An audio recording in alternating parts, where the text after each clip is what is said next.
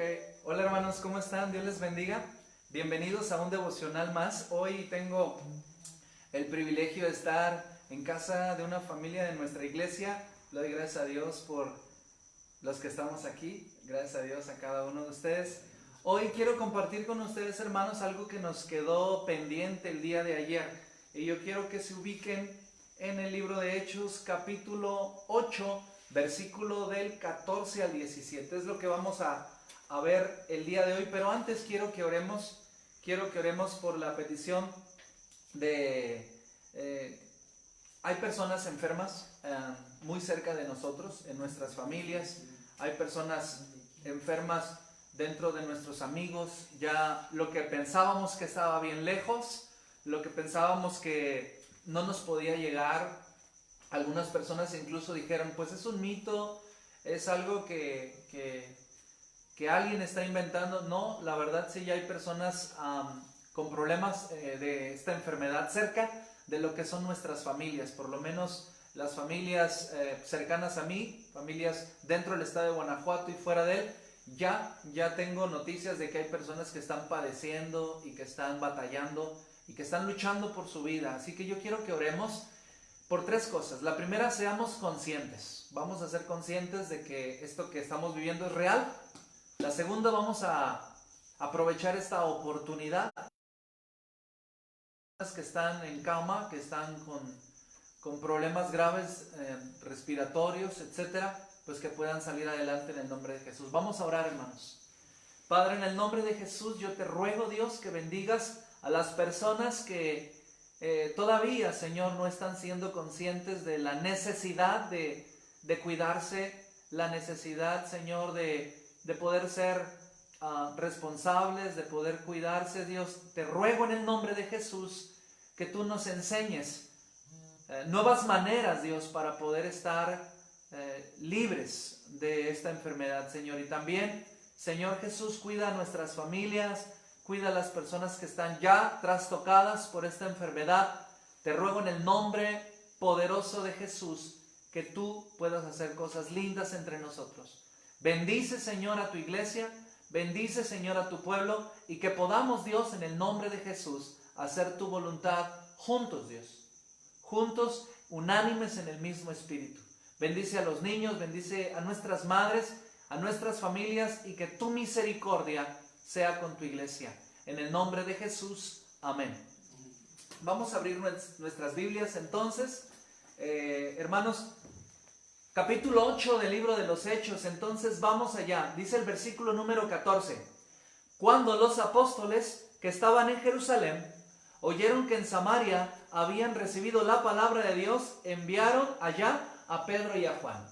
Pedro y Juan, deben ustedes recordar que Pedro y Juan, los apóstoles, no habían salido de Jerusalén. De hecho, es algo que recurrentemente hemos estado compartiendo con ustedes, que cuando la iglesia fue dispersada, los apóstoles todavía se quedaron en Jerusalén. Y de allá sacamos esa reflexión. Bueno, somos sacerdotes porque las personas que fueron esparcidas no necesitaron tener con ellos a su liderazgo. Y lo voy a decir con mucha seriedad y mucha seguridad. Miren, nosotros los pastores somos personas al servicio de la iglesia, al servicio de usted. Pero créame, usted tiene una relación con Dios directamente y sin escalas. Nosotros los pastores podemos apoyarle, motivarle, enseñarle, entrenarle en cualquier situación que usted esté viviendo. Pero solo Dios, a través de su poderoso Espíritu Santo, puede enseñarle todas las cosas. Así que cuando las personas fueron esparcidas, y ellos no fueron esparcidos. Pero aquí estamos viendo cómo los apóstoles están saliendo por una comisión. Dice la palabra del Señor: cuando los apóstoles estaban en Jerusalén, oyeron que en Samaria habían recibido la palabra de Dios. Ahora, ¿cuál es el problema? Wow, están recibiendo la palabra del Señor allá en Samaria. ¿Cuál es el problema? Tenemos que ir a verificarlo. Tenemos que ir a ver lo que está pasando. Yo le pido, por favor, haga una reflexión conmigo. ¿Por qué necesitas verificar la obra de Dios? 3 razones. ¿No la crees? ¿No estás de acuerdo? ¿O no participas?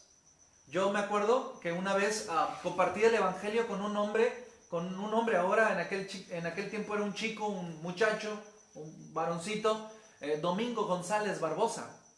Yo le compartí de Cristo Jesús en Sinacatepec, Puebla, y entonces lo llevé delante de hermanos amados para poderlo llevar a bautizar. Y una de las cosas que a mí me sorprendió fue que algunos hermanos me dijeron: necesitamos platicar con él para conocerlo, qué es lo que él cree, qué es lo que él ha visto y cómo podemos verificar para ver si lo podemos bautizar. Y yo sí me sentí un poquito contrariado porque le dije: ¿por qué necesitamos comprobar que la obra de Dios se está generando? En aquel tiempo yo me acuerdo que bautizamos a Domingo porque los hermanos de nuestra congregación verificaron la salvación a través de las preguntas, a través de los comentarios, a través del testimonio de Domingo. Pero siempre ha sido conflictivo, siempre ha sido problemático el hecho de verificar la veracidad de que una persona es salva, de que una persona sí es cierto que es pastor, sí es cierto que es misionero. ¿Por qué necesitamos verificar la obra de Dios? ¿Es necesario verificarla? Aquí lo que está pasando es que los apóstoles habían estado ceñidos en su ministerio en Jerusalén. Cuando se enteran que en Samaria también estaban recibiendo la palabra de Dios, ellos dijeron: ¿qué está pasando?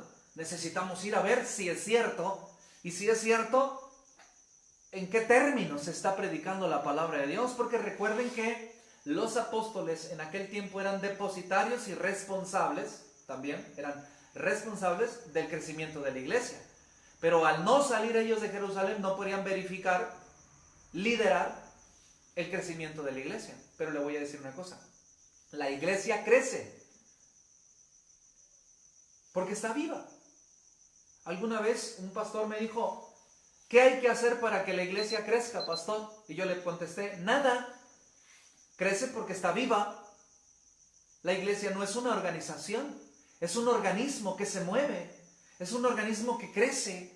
No podemos hacer nada para que la iglesia crezca y tampoco podemos hacer nada para que crezca. Y sé lo que estoy diciendo. Le voy a decir por qué. Porque el crecimiento de la iglesia está en virtud del poder del Espíritu Santo. Así que la iglesia va a crecer con tu permiso o sin tu permiso. La iglesia va a ser salva. Nuevos hombres, nuevas mujeres, nuevos niños, nuevos jóvenes van a ser salvos. Salgas a predicar el evangelio o no salgas a predicar el evangelio. Te guste que el grupo étnico sea salvo o no te guste. La iglesia crece porque está viva. Y una de las cosas que los apóstoles no alcanzaban a comprender en este momento histórico de la iglesia primitiva es que tenemos que ir a verificar qué es lo que está pasando. Mire lo que pasa en el versículo número 15. Los jóvenes, habiendo venido, oraron por ellos para que recibieran. Habiendo verificado que era real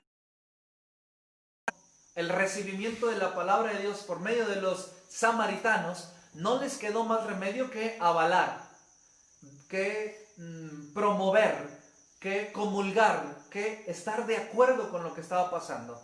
Y esa es una de las cosas que yo creo que debemos basar nuestra atención. ¿Cómo se recibe el Espíritu Santo hoy en día? ¿Tiene que venir alguien a imponerte las manos y orar por ti? Bueno, si nos ceñimos a este único pasaje, tendríamos que decir sí. Tiene que venir alguien con más trayectoria, con más llamamiento, con otra perspectiva ministerial para poder poner las manos sobre ti y que tú recibas el Espíritu Santo. Pero, posterior a este evento, tenemos el capítulo 10, que vamos a llegar allá. Y Pedro y Cornelio, no me quiero adelantar mucho, pero en aquel tiempo el Espíritu Santo pasó por encima de la autoridad de los apóstoles, cayendo sobre los que estaban en la casa de Cornelio.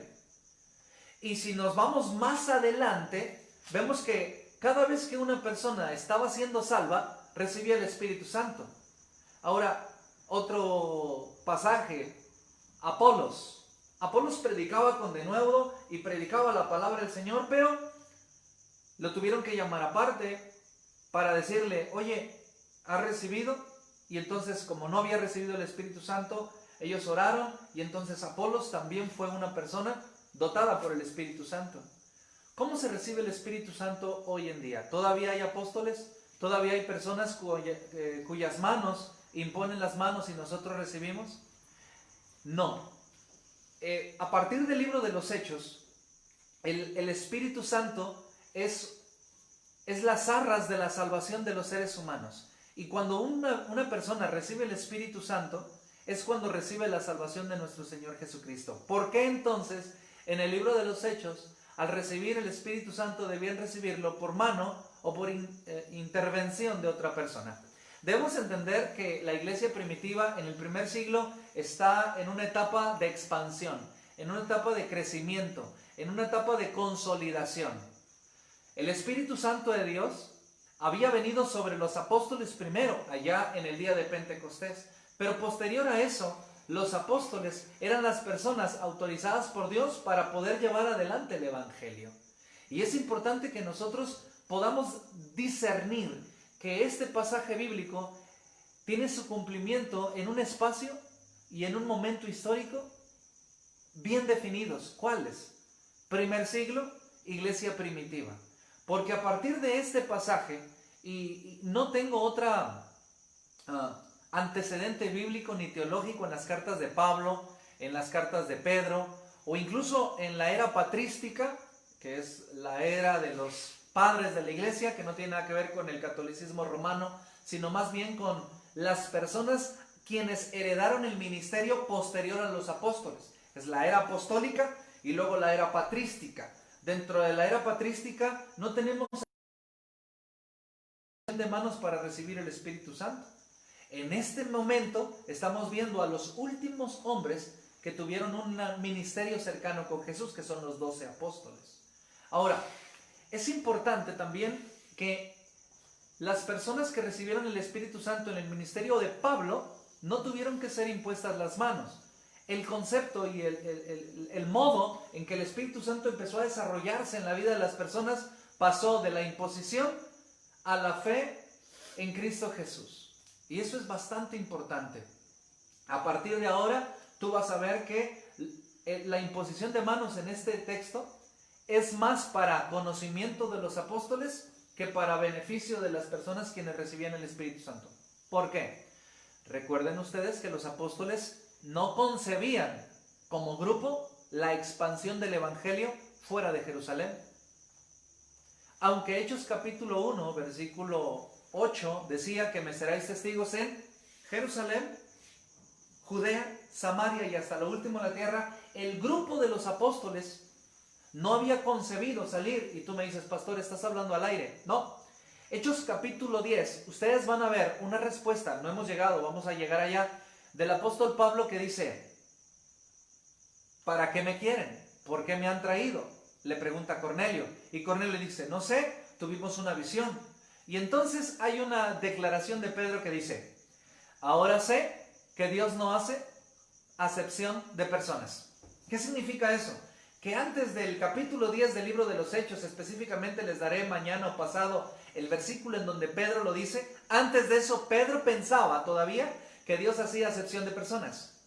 Y usted lo puede ver en la sábana blanca que sube y que baja. Me estoy adelantando un poco porque es contexto de lo que está pasando. La voz del Señor le dice, Pedro, mata y come.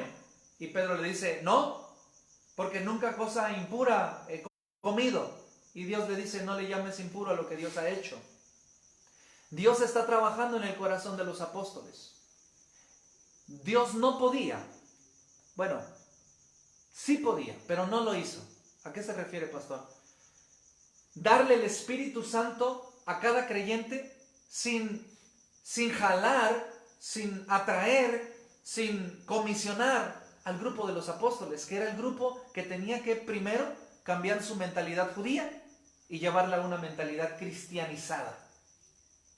Entonces, en Hechos capítulo 8, versículo 14 al 17, lo que estamos viendo es el amor de Dios hacia el prejuicio apostólico, el amor de Dios hacia la perspectiva más judía que cristiana de parte del grupo de los apóstoles. Por eso el Espíritu Santo de Dios venía sobre las personas cuando los apóstoles avanzaban. ¿Por qué? Porque siempre ha sido así, mis hermanos. Dios difícilmente va a llegar a una visión sin llevar a su pueblo.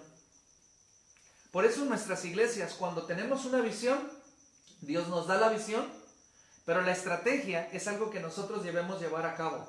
Dios sigue salvando personas con personas. Dios sigue bendiciendo personas a través de las personas. Dios sigue estableciendo nuevos ministerios a través de las personas. Y aquí está. Cuando Dios seguía salvando gente, usaba la autoridad apostólica para poder ir avanzando en el reino. Creo que eso es lo que sigue haciendo Dios hoy en día. Ahora estamos grabando videos de YouTube, videos de Facebook Live, estamos escribiendo libros, estamos haciendo cosas, pero difícilmente Dios va a avanzar más de lo que tiene que jalar al pueblo. Aquí está, mire. Cuando los apóstoles que estaban en Jerusalén oyeron que en Samaria habían recibido la palabra de Dios, enviaron a Pedro y a Juan. ¿Qué está pasando? Los cuales habiendo venido, oraron por ellos para que recibiesen el Espíritu Santo. Y miren lo que dice el versículo 16. Porque aún no había descendido sobre ninguno de ellos, sino que solamente habían sido bautizados en el nombre de Jesús. Entonces les imponían las manos y recibían el Espíritu Santo. El avance de la iglesia se hace acompañar del ministerio apostólico. El avance de la iglesia se hace acompañar del ministerio. Ayer les estaba yo compartiendo que evangelizar es una actividad humana con autoridad divina. Que discipular es una actividad con autoridad divina. Y en este momento podemos decir que el establecimiento del reino de Dios es una actividad humana con el respaldo de la autoridad divina. Por eso los apóstoles tuvieron que venir a imponer las manos para que el reino de Dios se estableciera. Creo que sigue sucediendo así. Creo que en un grupo de personas que nunca han oído del Evangelio, siempre hay un hombre, una mujer, un ministerio, un siervo de Dios, una sierva del Señor, que llega y es usada por Dios para impactar esos corazones. Por eso es importante que nosotros como iglesia despertemos. La Biblia dice, ¿y cómo irán si no hay quien les predique? Ahí hay una palabra. ¿Y cómo irán si no hay quien les predique? Y le pregunto a usted una cosa. ¿Dios es poderoso? Amén. ¿Dios es todopoderoso? Amén. ¿Dios puede salvar a las personas sin la intervención de personas? Tendríamos que reflexionar en eso. Por eso la insistencia de tu pastor, por eso la insistencia de tu predicador, evangeliza, comparte, discipula. ¿Por qué? Porque el establecimiento del reino de Dios es una actividad humana con autoridad divina. Por eso dice el texto sagrado, ¿cómo irán si no hay quien les predique?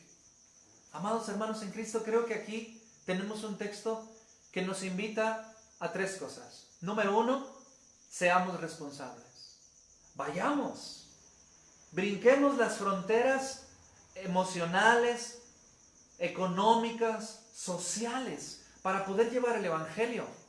Pedro y Juan tuvieron que saltar la frontera entre el judaísmo y la comprensión de un cristianismo. 2. Esté consciente de que Dios está haciendo equipo con usted. Sí, mi hermano, escuchó usted bien. Dios está haciendo equipo con usted y conmigo, con nosotros, para hacer su ministerio. Si es cierto que Dios no necesita a los seres humanos salvos para salvar a los seres humanos no salvos, nos está haciendo una atenta invitación de avanzar con Él en el reino. 3. Creo que alguien te habló a ti. Creo que alguien oró por ti. Yo creo que alguien te mandó un mensaje. Alguien hizo algo para moverte hacia Cristo Jesús. Dios usó a ese alguien para mover tu vida hacia la salvación? ¿Por qué no tú eres ese alguien para alguien que está perdido? Pedro y Juan fueron ese alguien para los de Samaria. Pablo fue ese alguien en su primer y segundo viaje misionero. Yo fui ese alguien para Domingo González Barbosa. El hermano Luis, pastor de Los Bellos, Sotolamarina, Tamaulipas, fue ese alguien para mí. Yo quiero que tú pienses en quién fue la persona que Dios usó para que tú recibieras la salvación. Y quiero que pienses en esto. ¿A quién llevarás tú a la salvación para seguir estableciendo el reino de Dios sobre la tierra? Reflexionemos en esto, hermanos, y creo que estamos en un tiempo bastante interesante. Estamos en un tiempo que no esperábamos vivir tan pronto. Pensábamos que las cosas iban a seguir sin mayor conflicto. Y pensábamos que podíamos seguir con nuestro estilo de vida. Pero no, nuestro estilo de vida cambió. Nuestra perspectiva del futuro ya cambió. Nuestras economías cambiaron. Nuestra forma de reunirnos y de predicar el evangelio cambió. ¿Por qué no cambiamos también la forma de evangelizar? También la forma de impactar a otras personas. ¿Por qué no cambiamos también nuestra mentalidad para llegar a la mentalidad del reino? Pedro y Juan tuvieron que cambiar la mentalidad. Pedro, en Hechos capítulo 10, va a cambiar completamente su manera de pensar. ¿No crees que Dios nos está llevando a una nueva manera de pensar?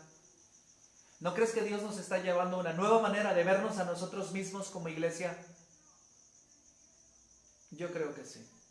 Y precisamente hoy estamos en la casa de la familia Martínez y le doy gracias a Dios por cada uno de ustedes, hermanos, porque creo que a todos Dios nos está cambiando nuestra manera de pensar, nuestra manera de vernos a nosotros mismos, nuestra manera de sentir a nosotros mismos.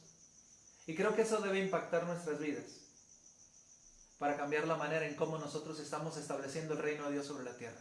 En aquel tiempo era necesario que Pedro y Juan llegaran a darse cuenta que el reino se extendía más allá de las fronteras de Jerusalén, de Judea, y que llegaba hasta Samaria. Pedro se daría cuenta que el reino de Dios se extendería más allá de la etnia de los judíos.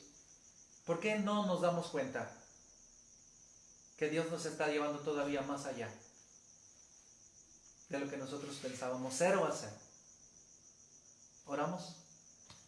Padre, en el nombre poderoso de Jesús, te quiero pedir, Señor, que nos enseñes como iglesia a ir todavía más allá, como familias, como hijos, como esposas, como esposos. Que podamos hoy, Padre, en el nombre de Jesús, entender que Dios nos ha invitado a ser parte del establecimiento de su reino.